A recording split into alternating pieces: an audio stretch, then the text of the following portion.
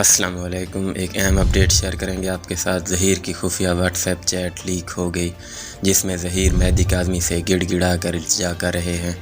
اس خبر کی مکمل ڈیٹیل آپ کو بتائیں گے، لیکن اس سے پہلے آپ سے درخواست ہے ویڈیو کو لائک کر دیجیے گا اور چینل کو سبسکرائب کر دیجیے گا۔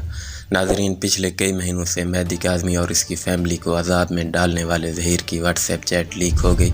ظہیر کی یہ چیٹ مہدی علی کاظمی کے ساتھ ہو رہی ہے، جس میں ظہیر مہدی کاظمی سے التجا کر رہے ہیں کہ آپ مجھ سے ایک دفعہ مل لیں، مل جل کر مسائل کا حل نکالتے ہیں، میری اور کمسن بچی کی زندگی کو مزید خراب نہ کریں۔ ظہیر کا مزید کہنا تھا کہ کمسن بچی دارالامان نہیں جانا چاہتی تھی اور وہ میرے ساتھ رہنا چاہتی تھی۔